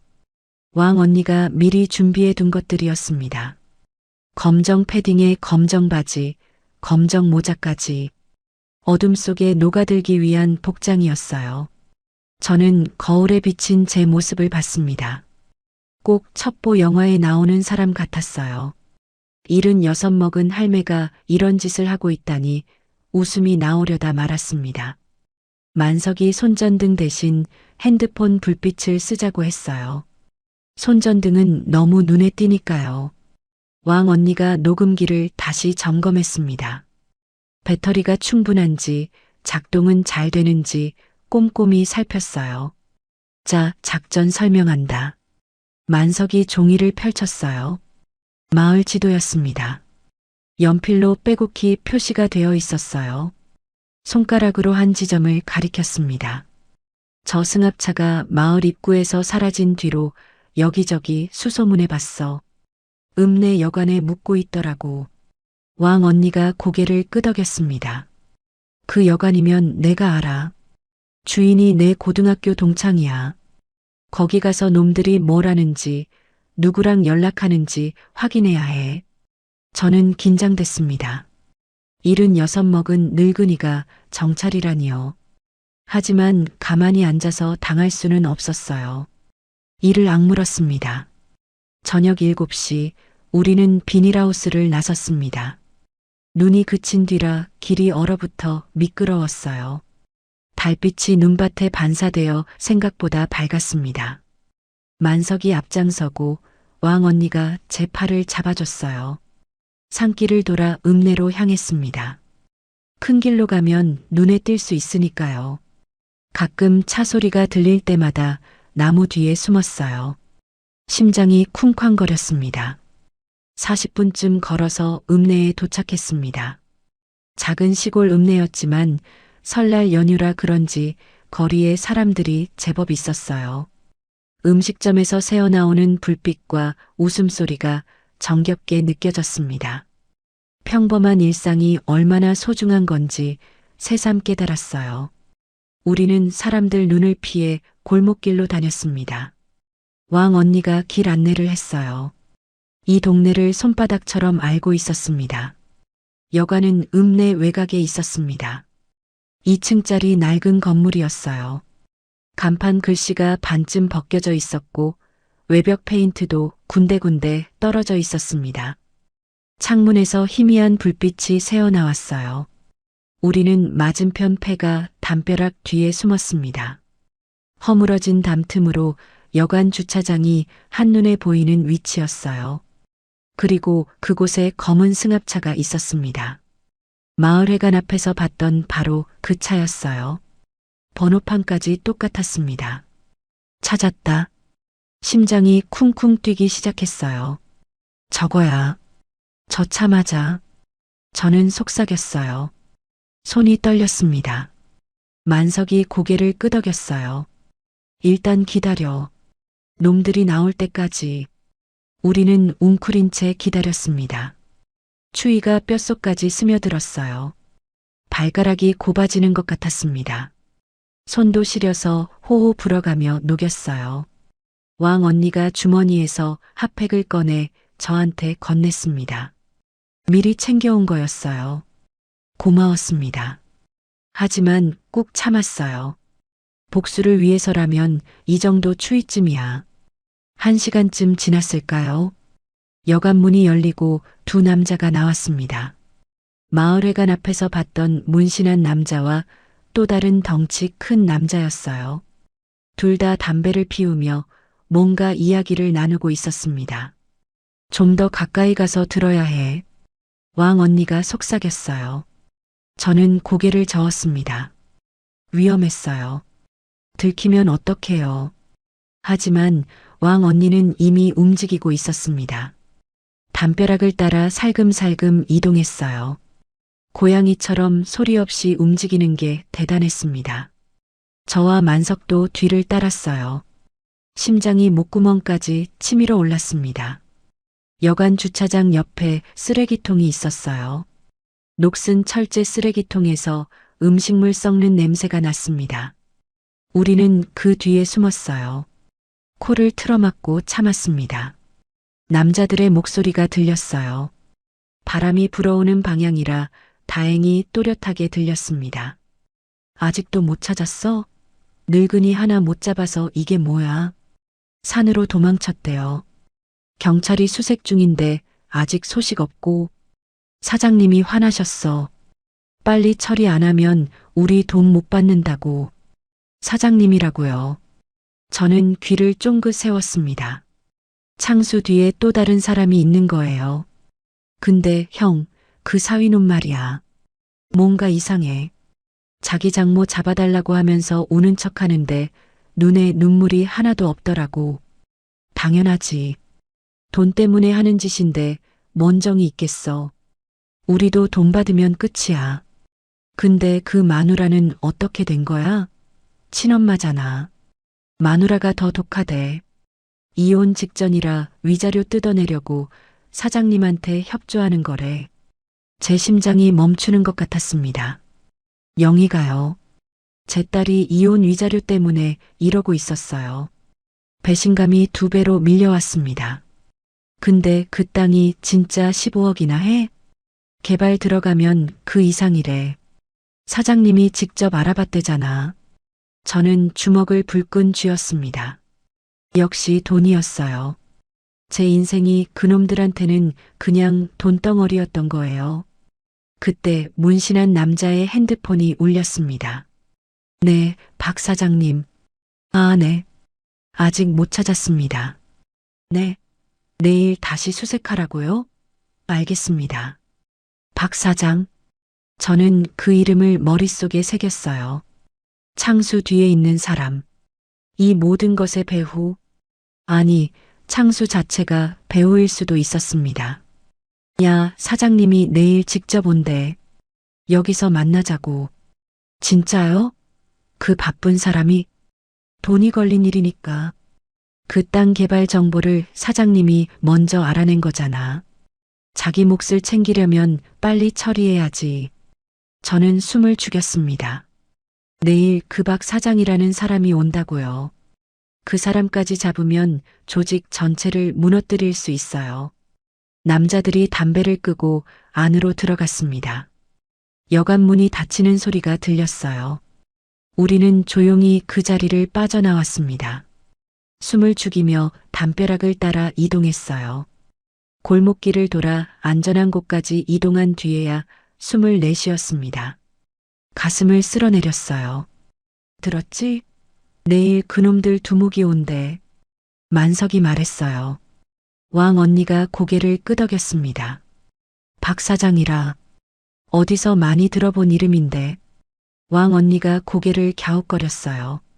뭔가 떠오르는 게 있는 눈치였습니다. 이마에 주름이 잡혔어요. 잠깐 설마. 왕 언니의 얼굴이 굳어졌어요. 박 사장이 혹시 박창수 사장 아니야? 저는 멈칫했습니다. 창수요. 제 사위 박창수요. 사위가 사장이에요? 몰랐어? 창수가 서울에서 부동산 개발 회사 한다고 들었는데 규모가 꽤 크다던데 저는 그런 걸 몰랐습니다. 영희가 늘 창수 자랑만 했지 구체적인 건 말해준 적이 없었거든요. 서울서 잘 나간다. 큰 회사 다닌다. 그런 얘기뿐이었어요. 머릿속이 복잡해졌습니다. 그러면 이 모든 계획을 창수가 직접 짠 거예요. 단순히 영희 남편이 아니라 부동산 개발 회사 사장으로서 조직적으로 움직인 거였습니다. 그러면 저놈들은 창수 회사 직원인 거예요? 아마 그렇겠지. 부동산 개발 쪽은 불법적인 일 처리하는 인력이 따로 있는 경우가 많아. 땅 주인 협박하거나 세입자 내쫓거나 그런 더러운 일 시키는 거지. 왕 언니가 이를 갈았어요. 보험 영업 시절에 그런 사람들을 많이 봤나 봅니다. 소름이 돋았습니다. 상대가 생각보다 컸어요. 그냥 못된 사위가 아니라 조직을 가진 사업가였던 거예요. 돈과 인력을 동원해서 계획적으로 저를 노린 거였습니다. 어떻게요? 이렇게 큰 상대를. 저는 겁이 났습니다. 우리는 늙은이 셋뿐이었어요. 돈도 없고 힘도 없고 상대는 회사를 가진 사업가의 건달 같은 부하들까지 있는데요. 만석이 제 어깨를 두드렸습니다. 할매, 골리앗도 다윗한테 졌어. 크다고 이기는 게 아니야. 맞아. 오히려 좋아. 두목을 잡으면 한 방에 끝나는 거잖아. 왕 언니가 눈을 반짝였어요. 보험왕 시절에 그 독한 기운이 살아있었습니다. 주먹을 불끈 쥐고 있었어요. 내일 그놈이 오면 그 자리에서 모든 걸 녹음하고 증거를 확보하는 거야. 창수가 직접 지시하는 장면을 잡으면 빠져나갈 구멍이 없어. 녹음만으로 될까요? 녹음의 약물 분석 결과 보험 서류까지 합치면 돼. 그리고 경찰에 신고할 때 나도 같이 가서 증언할 거야. 내가 직접 창수한테 들은 얘기가 있으니까. 왕 언니가 단호하게 말했습니다. 저는 그 말에 힘을 얻었어요. 우리는 고개를 끄덕였습니다. 내일이 결전의 날이었어요. 떨리면서도 기대가 됐습니다. 반드시 성공해야 했어요. 비닐하우스로 돌아오는 길, 저는 하늘을 올려다봤습니다. 구름 사이로 별이 보였어요. 총총이 박힌 별들이 마치 영감의 눈처럼 느껴졌습니다. 영감이 저 하늘 어딘가에서 보고 있을까요? 도둑 들었다던 그 꿈이 떠올랐습니다. 영감이 경고해 준 거였어요. 도둑이 바로 제 사위였다는 걸. 영감, 걱정 마세요. 반드시 복수할게요. 눈물이 볼을 타고 흘렀습니다. 차가운 바람에 눈물이 얼어붙는 것 같았어요. 하지만 더 이상 슬퍼서 우는 게 아니었습니다. 분노와 결의가 뒤섞인 눈물이었어요. 내일 반드시 저놈들을 잡겠다고 다짐했습니다. 제 손으로 직접 복수할 거예요. 비닐하우스에 도착하니 자정이 넘어 있었습니다. 연탄불이 빨갛게 타오르고 있었어요. 추웠던 몸이 녹으면서 피로가 밀려왔습니다. 하지만 잠들 수 없었어요. 우리는 내일 작전을 짜기 시작했습니다. 종이 위에 여관 구조를 그리고 누가 어디서 대기하고 어떻게 접근할지 꼼꼼히 계획했어요. 잠은 나중 문제였습니다. 복수의 칼날을 가는 밤이었어요. 내일이면 모든 게 끝납니다. 기다려라, 박창수. 이 악독한 도둑놈들아. 다음 날 아침 우리는 최종 작전을 점검했습니다. 밤새 잠을 설쳤어요. 긴장과 두려움이 뒤섞여서 눈이 감기지 않았습니다. 연탄불 앞에 앉아 멍하니 불꽃을 바라보며 밤을 보냈어요. 오늘이 마지막 기회라는 걸 알고 있었습니다. 왕 언니가 여관 주인한테 연락을 했어요. 고등학교 동창이라 믿을 만한 사람이었습니다. 수십 년 된 우정이 이런 데서 힘을 발휘하네요. 창수 일행이 오후 2시에 여관에서 만난다는 정보를 얻었어요. 우리에게 주어진 시간은 4시간 남짓이었습니다. 작전은 간단해. 만석이 종이 위에 여관 구조를 그리며 말했어요. 옥분이가 먼저 들어가서 여관 주인한테 협조를 구해. 옆방에 녹음 장치를 설치하고 대화를 엿듣는 거야. 나는요? 제가 물었습니다. 만석이 제 눈을 똑바로 쳐다봤어요. 할매는 대기해. 위험해. 싫어요. 나도 갈 거예요. 저는 단호하게 말했습니다. 제 인생이 걸린 일이었어요. 남의 손에만 맡길 수 없었습니다. 만석이 한숨을 쉬었어요. 그럼 밖에서 망을 봐. 이상한 낌새가 있으면 바로 연락하고. 저는 고개를 끄덕였습니다. 그 정도는 할 수 있었어요. 오후 1시 반 우리는 비닐하우스를 나섰습니다. 어제보다 날이 풀려서 눈이 녹기 시작했어요. 질퍽한 길을 걸으며 읍내로 향했습니다. 가슴이 두근거렸어요. 오늘 모든 게 결판나는 날이었습니다. 여관에 도착하니 1시 50분이었어요. 왕 언니가 먼저 안으로 들어갔습니다.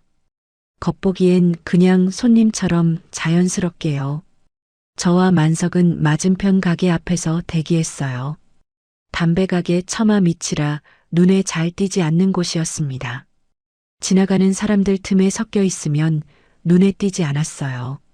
10분쯤 지나서 왕 언니한테 연락이 왔어요. 준비 완료라고요. 여관 주인이 창수 일행 옆방을 비워뒀고 벽에 작은 구멍을 뚫어서 녹음기를 설치했다고 했습니다. 완벽했어요. 이제 기다리기만 하면 됐습니다.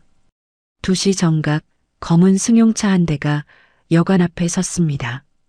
제 심장이 멎는 것 같았어요. 외제차였습니다. 번쩍번쩍 윤이 나는 비싼 차였어요. 운전석 문이 열리고 누군가 내렸습니다. 차에서 내리는 사람. 박창수였습니다. 양복을 빳빳하게 차려입고 선글라스를 끼고 있었어요. 구두는 새 것처럼 반짝였고 손목에는 금시계가 번들거렸습니다. 마치 재벌 사장처럼 보였습니다. 저 사람이 제 사위라니. 저 사람이 저를 미치광이로 만들려 한 사람이라니. 처음 영희가 데려왔을 때는 그렇게 공손하고 착해 보이더니 분노가 치밀어 올랐습니다. 주먹이 떨렸어요. 당장 달려가서 뺨이라도 때리고 싶었습니다. 어떻게 그럴 수 있어요? 하지만 참았어요. 아직은 참아야 했습니다. 창수가 여관 안으로 들어갔습니다. 잠시 후 어제 봤던 문신한 남자들도 합류했어요. 저는 숨을 죽이며 지켜봤습니다. 30분쯤 지났을까요? 만석의 핸드폰이 울렸어요. 왕 언니였습니다. 다 녹음했어. 창수놈이 직접 지시하는 거 전부 담았어. 완벽해. 저는 안도의 한숨을 쉬었습니다. 됐어요. 증거를 잡았어요. 드디어요. 근데 문제가 생겼어. 왕 언니의 목소리가 급해졌어요. 뭔데요? 창수놈이 경찰한테 뇌물을 줬대. 지역 파출소 순경 하나가 창수 편이래. 그래서 경찰에 신고해도 소용없을 수 있어. 저는 머리가 멍해졌습니다. 경찰까지요. 상대가 너무 컸어요. 돈이면 뭐든 되는 세상인가요? 그럼 어떡해요? 제 목소리가 떨렸습니다. 서울 검찰에 직접 고발해야 해. 지역 경찰 건너뛰고 아니면 서울 경찰청에. 만석이 뭔가 생각난 듯 눈을 빛냈어요. 내 조카가 서울 경찰청 강력반이야. 걔한테 연락해 볼게. 희망이 보였습니다. 만석이 핸드폰을 꺼내 어딘가에 전화를 걸었어요. 그때였습니다. 여관 문이 벌컥 열렸어요. 창수가 밖으로 나왔습니다. 핸드폰을 들고 통화 중이었어요. 그리고 주변을 둘러보더니 우리 쪽을 봤습니다. 순간 눈이 마주쳤어요. 저는 얼어붙었습니다. 몸이 돌처럼 굳어졌어요. 창수의 얼굴이 굳어졌습니다. 저를 알아본 거예요. 선글라스를 벗고 다시 한번 저를 쳐다봤어요. 확인하는 눈빛이었습니다. 순간 창수가 부하들에게 뭔가를 외쳤어요. 저기, 저 할매 잡아. 문신한 남자들이 우리 쪽으로 달려오기 시작했습니다. 도망쳐. 만석이 제 팔을 잡아 끌었어요. 우리는 골목으로 뛰기 시작했습니다. 뒤에서 발소리가 쫓아왔어요. 심장이 터질 것 같았습니다. 골목을 돌고 또 돌았어요. 좁은 골목이라 차가 못 들어오는 게 다행이었습니다. 하지만 저는 76 먹은 늙은이였습니다. 오래 뛸 수가 없었어요. 숨이 턱까지 차올랐습니다. 가슴이 터질 것 같았어요. 다리가 풀리고 무릎이 꺾였습니다. 여기 숨어. 만석이 저를 쓰레기통 뒤로 밀어 넣었습니다. 좁고 더러운 곳이었지만 몸을 숨길 수 있었어요. 음식물 썩는 냄새가 코를 찔렀습니다. 만석은 계속 달렸어요. 놈들의 주의를 끌려는 거였습니다. 영감님, 저는 속으로 외쳤어요. 그 나이에 저 젊은 놈들을 어떻게 따돌리려고요. 저는 숨을 죽이고 웅크렸습니다. 심장 소리가 너무 커서 들킬 것 같았어요. 발소리가 점점 멀어졌습니다. 만석을 쫓아간 것 같았어요. 만석이 걱정됐습니다. 79 먹은 영감이 저 젊은 놈들을 따돌릴 수 있을까요? 제발이요. 제발 무사하세요. 10분쯤 지났을까요? 조용해졌습니다. 저는 조심스럽게 밖을 살폈어요. 아무도 없었습니다. 떨리는 다리를 붙잡고 일어났어요. 핸드폰 불빛을 켜고 골목을 빠져나왔습니다. 그때 뒤에서 누군가 제 어깨를 잡았습니다. 심장이 철렁 내려앉았어요. 비명을 지르려는 순간 익숙한 목소리가 들렸습니다. 나야 엄마. 돌아보니 영이었습니다. 제 딸이었어요. 어둠 속에서도 그 얼굴이 보였습니다. 20년 전이나 지금이나 똑같은 얼굴이었어요. 동그란 눈, 오똑한 코, 작은 입술. 제가 낳은 아이였습니다. 저는 멍하니 서 있었어요. 만감이 교차했습니다. 분노와 그리움이 동시에 밀려왔어요. 엄마, 미안해. 영희가 울먹였어요. 눈에 눈물이 고여 있었습니다. 볼을 타고 눈물이 흘렀어요. 나 잘못했어. 창수한테 협박당했어. 이혼하면 빚더미에 앉게 된다고. 엄마 땅 팔아서 정리하자고. 나도 피해자야. 저는 영희를 쳐다봤습니다. 피해자라고요. 제 밥에 독을 탄 사람이 피해자라고요. 영희야. 내가 직접 약을 탔잖아. 그건 창수가 시킨 거야. 건강식품이라고 해서 몰랐어. 정말이야.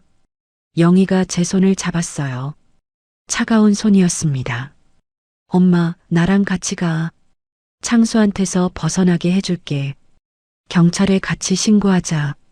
순간 저는 흔들렸습니다. 영희가 진심인 것 같았어요. 눈물까지 흘리고 있었으니까요. 어쩌면 정말 창수한테 협박당한 건지도 몰랐어요. 하지만 뭔가 이상했습니다. 영희의 눈빛이요. 눈물은 흘리는데 눈 자체는 차가웠어요. 예전에 거짓말할 때 하던 그 눈빛이었습니다. 중학교 때 성적표 위조했다가 들켰을 때도 저런 눈을 했었어요. 입으로는 울면서 눈은 계산하고 있는 거예요. 경찰에 신고하자고? 어느 경찰? 제가 물었어요. 영희가 잠깐 멈칫했습니다. 눈동자가 흔들렸어요. 파출소. 여기 파출소에. 그 순간 저는 확신했습니다. 거짓말이었어요. 왕 언니가 말했잖아요. 파출소 순경이 창수 편이라고. 영희는 저를 그 파출소로 데려가려는 거였습니다. 또 함정이었어요. 저는 영희의 손을 뿌리쳤습니다. 이 나쁜 년아. 목소리가 떨렸어요. 엄마를 또 속이려고? 석 달 동안 독 먹인 것도 모자라서? 영희의 얼굴이 굳어졌습니다. 가면이 벗겨지는 순간이었어요. 엄마, 순순히 따라와. 안 그러면 힘들어져. 목소리가 달라졌습니다. 차갑고 날카로웠어요. 이게 영희의 본 모습이었습니다. 저는 뒤로 물러섰어요. 그때 골목 끝에서 불빛이 비쳤습니다. 창수와 부하들이었어요. 포위당한 거였습니다. 장모님, 오랜만이네요. 창수가 웃으며 다가왔어요. 그 웃음이 악마처럼 보였습니다. 양복 주머니에 손을 넣고 여유롭게 걸어왔어요. 설날에 어디 가셨다가 이제 오시는 거예요? 많이 걱정했습니다. 비꼬는 말투였어요. 저는 이를 악물었습니다. 순순히 오시면 좋겠는데 장모님도 연세가 있으시니까 건강 해치시면 안 되잖아요. 창수가 부하들에게 눈짓을 했어요. 문신한 남자들이 양옆에서 다가왔습니다. 도망칠 곳이 없었어요. 저는 주변을 둘러봤습니다. 도망칠 곳이 없었어요. 앞에는 창수, 뒤에는 영희. 양쪽에서 부하들이 다가오고 있었습니다. 높은 담벼락이 양옆을 막고 있었어요. 막다른 골목이었습니다. 끝이구나. 그런 생각이 스쳤어요. 이렇게 끝나는 건가? 복수도 못하고 끌려가는 건가? 영감, 미안해요. 저는 눈을 감았습니다. 그때 어디선가 사이렌 소리가 들려왔습니다. 경찰차였어요. 한 대가 아니라 여러 대였습니다. 사이렌 소리가 점점 가까워졌어요. 창수의 얼굴이 굳어졌습니다. 부하들이 당황한 기색을 보였어요. 골목 입구로 경찰들이 뛰어들어왔습니다. 5명, 6명. 총을 들고 있었어요. 꼼짝 마. 손들어. 앞장선 경찰이 외쳤습니다. 젊은 형사였어요. 30대 중반쯤 돼 보였습니다. 저는 그 사람을 알아봤어요. 만석 영감 조카라고 했던 사람이었습니다. 서울경찰청 강력반 형사라고 했어요. 만석이 연락한 거였습니다. 만석이 도망치면서 조카한테 전화한 거예요. 제 목숨을 살린 거였습니다. 고마웠어요. 경찰들이 창수와 부하들을 에워쌌습니다. 창수의 얼굴이 하얗게 질렸어요. 방금 전까지의 여유가 싹 사라졌습니다. 선글라스가 바닥에 떨어져 깨졌어요. 부하들은 이미 바닥에 엎드려 있었습니다. 문신한 팔을 머리 뒤로 깍지 끼고 꼼짝도 못했어요. 저항할 생각도 못하는 것 같았습니다. 박창수 씨 약물 투여 및 사기 혐의로 체포합니다. 만석의 조카 구형사가 수갑을 꺼냈어요. 35쯤 돼 보이는 젊은 형사였습니다. 눈빛이 날카롭고 단호했어요. 창수가 뒷걸음질 쳤습니다. 이게 무슨 짓이야? 나한테 이럴 수 없어. 내가 누군지 알아? 저항하면 공무집행방해 추가됩니다. 구형사의 목소리는 차갑고 단호했어요. 창수가 발버둥을 쳤지만 소용없었습니다. 두 명의 경찰이 양팔을 잡고 꺾었어요. 창수의 손목에 수갑이 채워졌습니다. 철컥 소리가 골목에 울렸어요. 저는 그 소리를 들으며 눈물이 났습니다. 드디어요. 드디어 이 순간이 온 거예요. 무릎에 힘이 풀려서 주저앉을 뻔했습니다. 영희도 체포됐습니다. 공범 혐의였어요. 영희는 경찰에게 끌려가면서 저를 돌아봤습니다. 그 눈빛이 아직도 잊히지 않아요. 원망도 아니고 슬픔도 아니었어요. 그냥 텅 빈 눈이었습니다. 모든 것을 포기한 사람의 눈빛이었어요. 엄마. 영희가 저를 불렀어요. 목소리가 갈라졌습니다. 저는 고개를 돌렸어요. 더 이상 그 얼굴을 볼 수 없었습니다. 내가 낳은 딸인데, 내 배 아파서 낳은 자식인데, 어쩌다 이렇게 됐을까요? 경찰서로 이동했습니다. 서울에서 급히 내려온 수사팀이 대기하고 있었어요. 구형사가 미리 연락해 둔 거였습니다. 지역 파출소가 아니라 도 경찰청 본부에서 직접 수사를 맡기로 했다고 했어요. 저는 피해자 조사실에 앉았습니다. 작은 방이었어요. 책상 하나에 의자 2개, 벽에는 시계가 걸려 있었습니다. 따뜻한 커피 한 잔이 나왔어요. 손이 떨려서 잔을 제대로 잡을 수가 없었습니다. 커피를 한 모금 마시니 그제야 정신이 돌아왔어요. 모든 게 꿈만 같았습니다. 이틀 전만 해도 대나무 숲에서 얼어 죽을 뻔했는데 구형사가 들어왔습니다. 메모장을 펼치더니 저를 바라봤어요. 눈빛이 부드러워졌습니다. 할머니, 천천히 말씀해 주세요. 처음부터요. 시간 많으니까 편하게 말씀하세요. 저는 지난 3개월간의 일을 하나하나 말했습니다. 영희가 갑자기 내려온 것, 서류에 도장 찍은 것, 탕약을 먹인 것, 기억이 흐려지기 시작한 것, 설날에 마을회관에서 벌어진 일까지 말하면서 몇 번이나 울었어요. 구형사는 묵묵히 들어줬습니다. 때때로 고개를 끄덕이며 메모를 했어요. 증거가 많이 있어요. 제가 말했어요. 가방에서 하나씩 꺼냈습니다. 왕 언니가 녹음한 파일, 만석이 받아온 약물 분석 결과, 보험 가입 내역 캡처 화면, 전부 구형사에게 넘겼습니다. 구형사가 녹음 파일을 재생했어요. 창수의 목소리가 흘러나왔습니다. 장모님 땅이 도로 개발에 포함되면 보상금만 15억은 나옵니다. 일단 입원시키면 후견인으로서 다 처분할 수 있어요. 구형사의 눈이 차갑게 빛났습니다. 이 정도면 충분합니다. 사기, 약물 투여, 유기치사미수까지 적용될 수 있어요. 유기치사미수라니 저를 죽일 뻔했다는 거잖아요. 소름이 돋았습니다. 다리가 후들거렸어요. 조사가 끝난 뒤 왕 언니와 만석이 경찰서로 찾아왔어요. 두 사람 얼굴에 안도의 빛이 어렸습니다. 왕 언니가 저를 꼭 안아줬어요. 따뜻한 체온이 전해졌습니다. 고생했어, 말순아. 이제 다 끝났어. 언니 덕분이야. 언니가 없었으면 나 진짜 끌려갔을 거야. 평생 요양원에 갇혀서 살았을 거야. 저는 울먹였습니다. 왕 언니도 눈물을 훔쳤어요. 만석은 멀찍이 서서 헛기침만 했어요.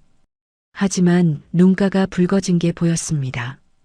괜히 창밖을 바라보며 코를 훌쩍였어요. 영감님, 고마워요. 정말 고마워요. 제가 말하자 만석이 손을 내저었어요. 고맙긴. 할매 신랑한테 진 빚 갚은 것뿐이야. 쓸데없는 소리 하지 말어. 입으로는 그렇게 말했지만 얼굴이 벌개진 게 보였어요.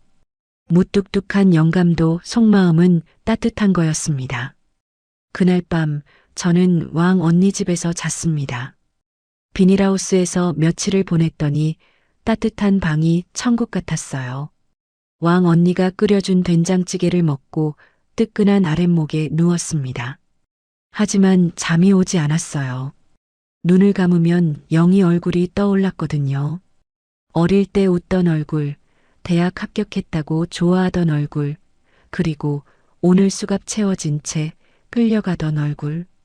새벽에 핸드폰이 울렸어요. 모르는 번호였습니다. 받았더니 구형사였어요. 할머니, 죄송한데 지금 경찰서로 와주실 수 있을까요? 무슨 일이에요? 피의자가 할머니를 만나고 싶다고 합니다. 꼭 할 말이 있다고요. 영이었습니다. 제 딸이 저를 보자고 한 거예요. 가슴이 철렁 내려앉았습니다. 뭘 또 하려는 걸까요? 새벽 5시 저는 경찰서로 갔습니다. 왕 언니가 같이 가겠다고 했지만 혼자 가고 싶었어요. 딸과의 마지막 대화는 둘만의 시간이어야 했습니다. 면회실에 들어가니 영희가 앉아 있었어요. 수갑이 채워진 채였습니다. 화장이 다 지워지고 맨 얼굴이었어요. 울었는지 눈이 퉁퉁 부어 있었습니다. 머리도 헝클어져 있었어요. 평소에 그렇게 꾸미고 다니던 영희가 이런 모습이라니. 측은한 마음이 들었다가도 분노가 치밀어 올랐습니다.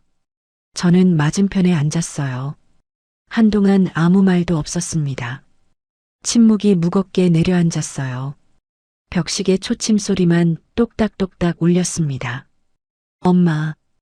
영희가 먼저 입을 열었습니다. 목소리가 갈라졌어요. 예전에 어릴 때 잘못하고 나서 용서를 빌 때 하던 그 목소리였습니다. 미안해. 저는 대답하지 않았어요. 미안하다는 말로 되돌릴 수 있는 일이 아니었습니다. 나도 처음엔 몰랐어. 창수가 그냥 건강식품이라고 해서.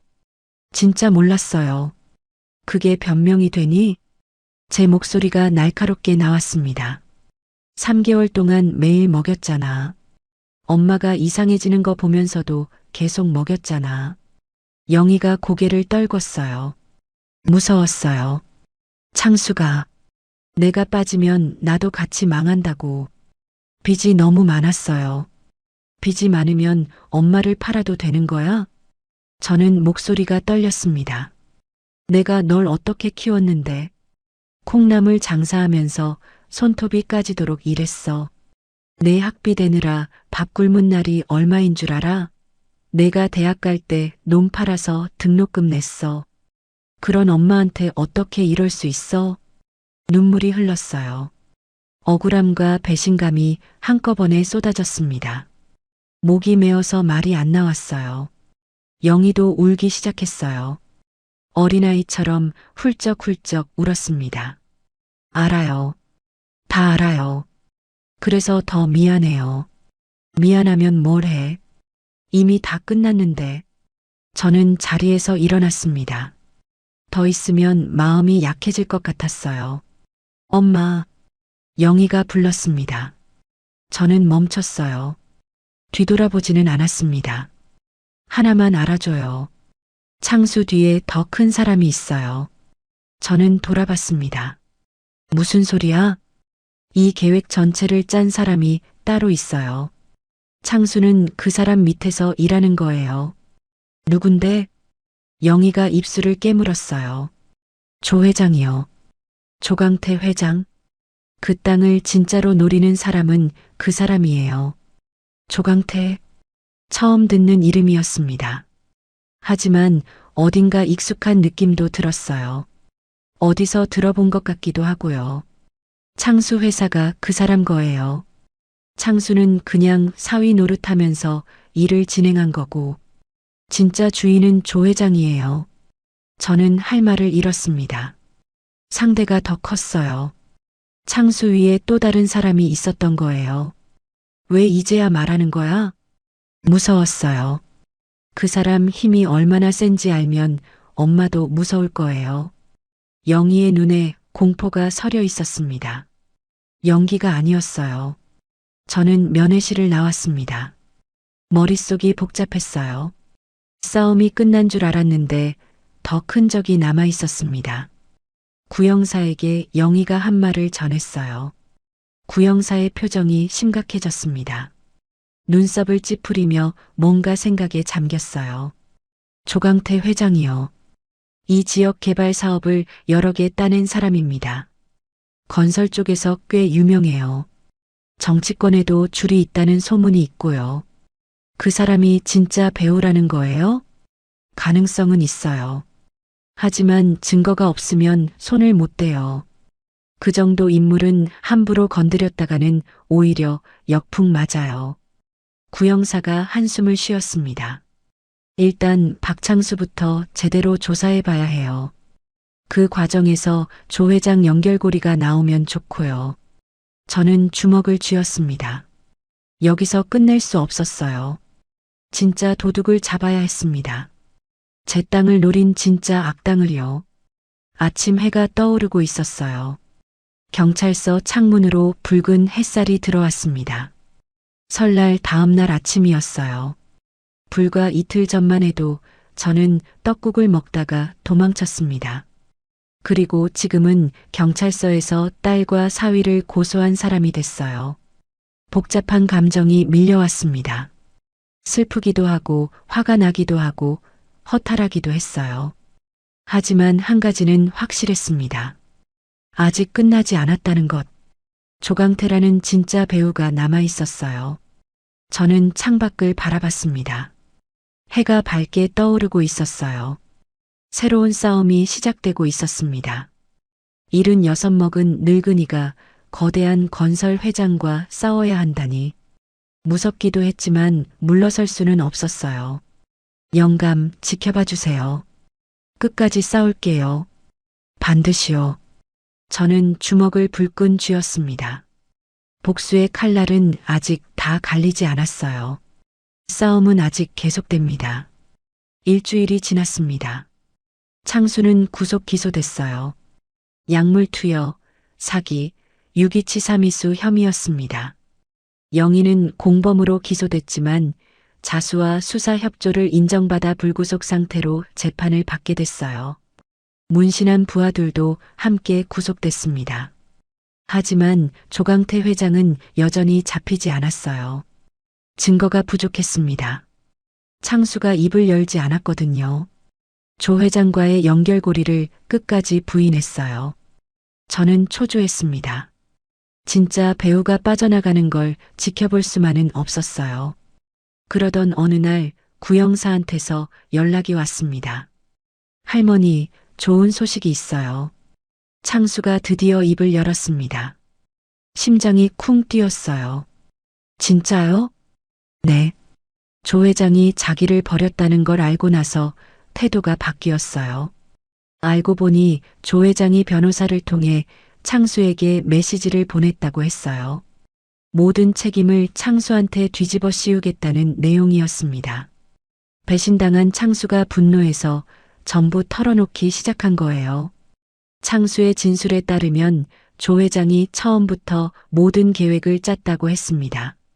제 땅이 도로 개발 예정지에 포함된다는 정보를 먼저 입수하고 창수를 시켜 저를 치매 환자로 만들어 후견인 자격으로 땅을 빼앗으려 했던 거예요.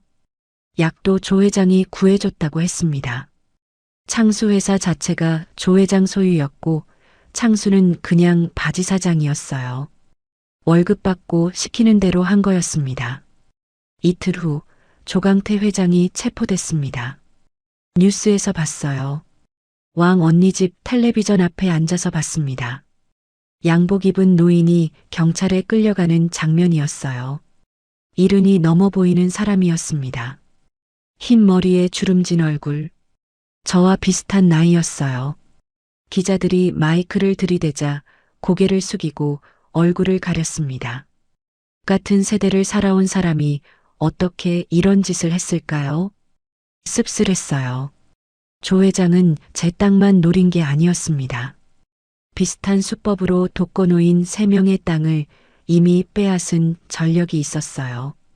혼자 사는 노인들을 노려서 가짜 후견인을 세우고 재산을 빼돌린 거였습니다. 수사가 확대되면서 여죄가 줄줄이 드러났어요. 사기, 문서위조, 강요. 피해자가 10명이 넘었습니다. 구형사 말로는 징역 15년 이상 나올 거라고 했어요. 드디어 끝났습니다. 저는 왕 언니 집 마루에 앉아 하늘을 올려다봤어요. 맑은 겨울 하늘이었습니다. 영감 보이세요? 도둑놈들 다 잡았어요. 눈물이 흘렀습니다. 안도와 허탈함이 뒤섞인 눈물이었어요. 3월이 됐습니다. 저는 마을로 돌아왔어요. 2달 만이었습니다. 마을 어귀에 들어서니 이장님이 달려나왔어요. 동네 사람들도 하나둘 모여들었습니다. 아이고, 말순이 어머니, 살아계셨구만요. 뉴스에서 봤어요. 고생 많으셨어요. 사람들이 제 손을 잡고 눈물을 글썽였어요. 설날에 실종됐다가 사위한테 당했다는 소문이 온 동네에 퍼졌던 거였습니다. 저도 울컥했어요. 이렇게 걱정해주는 사람들이 있었구나. 집은 그대로였어요. 마당의 감나무도, 뒤뜰의 장독대도, 처마 밑 고드름은 녹아서 없어졌지만 처마 끝에 참새들이 앉아 있었습니다. 하지만 뭔가 달라 보였어요. 예전엔 그냥 낡은 집이었는데 이제는 소중한 보물처럼 느껴졌습니다. 이 집을 지켜냈다는 게 감사했어요. 과수원에도 갔습니다. 눈이 녹고 땅이 드러나 있었어요. 올해도 사과꽃이 필 거예요. 올해도 빨간 사과가 열릴 거예요. 이 땅을 지켜냈다는 게 실감이 났습니다. 영감 묘소에도 다녀왔어요. 산소에 올라가 절을 했습니다. 겨우내 쌓였던 낙엽을 치우고 잡초도 뽑았어요. 묘비를 손으로 쓸어주며 말했습니다. 영감, 나 살아남았어요. 도둑놈들 다 감옥 보냈어요. 그 땅 지켜냈어요. 바람이 불었어요. 마치 영감이 대답하는 것 같았습니다. 고생했어, 할매. 잘했어. 저는 한참을 울었어요. 그동안 참았던 눈물이 다 쏟아졌습니다. 무섭고 힘들었던 일들이 주마등처럼 스쳐 지나갔어요. 영감 곁에 오니까 그제야 마음이 놓였습니다. 왕 언니와 만성 영감이 자주 찾아왔어요. 일주일에 서너 번은 꼭 왔습니다. 셋이서 마당에 앉아 막걸리를 마시기도 했어요. 왕 언니가 안주를 싸오고 만석이 직접 담근 동동주를 가져왔습니다. 봄볕 아래 앉아서 술잔을 기울이니 세상에 부러울 게 없었어요. 우리가 실버 탐정단이래. 왕 언니가 웃으며 말했어요. 막걸리 잔을 높이 들었습니다. 앞으로도 억울한 노인 있으면 우리가 나서자. 이번에 해보니까 우리도 할 수 있더라고. 에이, 그런 일은 이제 없어야지. 만석이 손사래를 쳤지만 입꼬리가 올라가 있었습니다. 괜히 헛기침을 하며 딴청을 피웠어요. 저는 두 사람을 바라봤어요. 평생 혼자 산다고 생각했는데 이런 친구들이 생길 줄 몰랐습니다. 남편 떠나보내고 외로웠는데 이제는 외롭지 않았어요. 인생 뭐 있나요?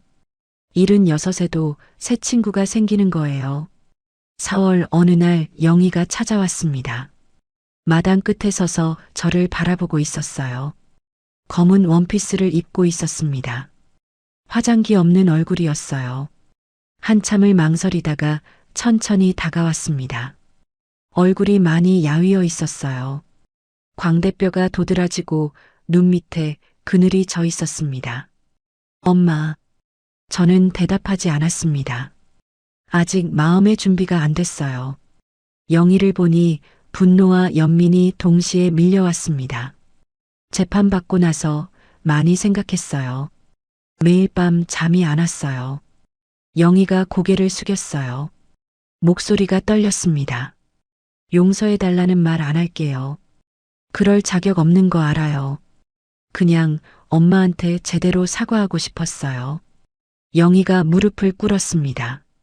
마당 흙바닥에 이마를 대고 절을 했어요. 죄송합니다. 정말 죄송합니다. 저는 그 모습을 지켜봤습니다. 분노가 치밀어 오르다가 문득 영희 어릴 때가 떠올랐어요. 초등학교 입학하던 날 엄마 손을 꼭 잡고 학교 가던 모습, 고등학교 때 시험 못 봐서 울던 모습, 대학 합격해서 엄마 목을 끌어안던 모습, 다 제가 키운 아이였습니다.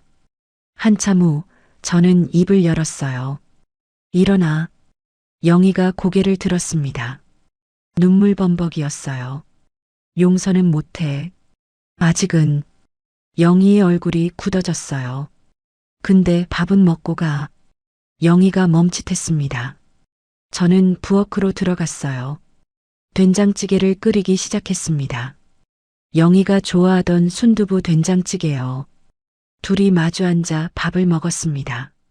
아무 말도 없었어요. 그냥 조용히 밥만 먹었습니다. 영희가 눈물을 흘리면서 밥을 먹었어요. 밥을 다 먹고 영희가 일어섰습니다. 갈게요. 엄마 건강하세요. 그래. 영희가 문을 나서다가 돌아봤어요. 눈가가 빨갛게 부어 있었습니다. 엄마, 창수랑 이혼했어요. 모든 거 정리했어요. 앞으로 혼자 살 거예요. 저는 고개만 끄덕였습니다. 뭐라고 해야 할지 몰랐어요. 건강하세요. 오래오래 사세요. 영희가 허리 숙여 인사했어요. 그리고 대문을 나섰습니다. 뒷모습이 쓸쓸해 보였어요. 대문이 닫히는 소리가 들렸습니다. 저는 한참 동안 대문을 바라봤어요. 저는 마당에 나와 하늘을 올려다봤습니다. 봄바람이 불었어요. 따뜻한 바람이었습니다. 용서할 수 있을까요? 아직은 모르겠어요. 하지만 언젠가는 할 수 있을지도 모르겠습니다. 시간이 필요했어요. 아주 많은 시간이요. 5월이 됐습니다. 과수원에 사과꽃이 폈어요. 하얀 꽃이 만발했습니다. 가지마다 꽃이 무겁게 달려 있었어요. 꿀벌들이 윙윙거리며 날아다녔습니다. 저는 꽃 사이를 걸으며 웃었어요. 살아있다는 게 이렇게 좋은 거였구나. 이 꽃을 볼 수 있다는 게 이렇게 감사한 거였구나. 도로 개발 보상금 협의가 시작됐습니다. 제 땅값으로 12억이 나왔어요. 엄청난 돈이었습니다. 평생 본 적 없는 큰 돈이었어요. 저는 그 돈으로 뭘 할지 생각했습니다. 마을 노인정을 고치기로 했어요. 난방시설이 낡아서 겨울마다 어르신들이 고생했거든요. 보일러도 바꾸고 창문도 이중창으로 교체하기로 했습니다. 그리고 혼자 사는 노인들을 위한 반찬 배달 사업도 시작하기로 했어요. 조강태 같은 사람들한테 당하는 분들이 없도록 서로 돌봐야 했습니다. 왕 언니가 물었어요. 그 많은 돈을 왜 남한테 써? 내가 편하게 쓰면 되잖아. 저는 웃었어요. 돈이 뭐라고. 사람이 먼저지. 나 혼자 잘 먹고 잘 살면 뭐해. 함께 살아야지. 영감이 살아있었으면 그렇게 말했을 거예요. 돈보다 사람이 먼저라고요. 영감도 그런 사람이었거든요. 올해 나이 77이 됐습니다. 죽을 뻔했다가 살아났어요. 딸한테 배신당하고 사위한테 독을 먹고 대나무 숲에서 얼어 죽을 뻔하고 그런데도 살아남았습니다. 하늘이 아직 데려가지 않은 거예요. 인생이란 게 참 묘해요. 끝인 줄 알았는데 새로운 시작이 되기도 하고 잃은 줄 알았는데 더 많은 걸 얻기도 하고요. 땅을 지키려다가 친구를 얻었고 딸을 잃었다가 마음의 평화를 찾았어요. 저는 오늘도 과수원을 걸었습니다. 사과꽃 향기가 코끝을 스쳤어요. 하얀 꽃잎이 바람에 날려서 제 어깨 위에 앉았습니다. 내년에도 그 다음 해에도 이 꽃은 필 거예요. 저도 그때까지 살아있을 거예요. 이 과수원을 지키면서요. 영감, 아직 저 안 갈 거예요. 할 일이 많거든요. 노인정도 고쳐야 하고 반찬 배달도 해야 하고 왕 언니랑 만성 영감이랑 막걸리도 마셔야 하고요. 그러니까 거기서 기다려요. 천천히 갈게요. 기다려요, 영감. 보고 싶어요. 많이요. 바람이 불었습니다. 꽃잎이 하늘로 날아올랐어요. 새로운 계절이 시작되고 있었습니다. 제 인생의 새로운 봄이었어요. 오늘의 사연 어떠셨나요? 사연이 마음에 닿았다면 더 좋은 사연으로 찾아뵐 수 있도록 구독과 좋아요를 눌러주세요. 그리고 사연의 주인공을 위한 따뜻한 말씀도 댓글로 부탁드립니다. 여러분의 오늘을 응원합니다. 인생 소풍이었습니다.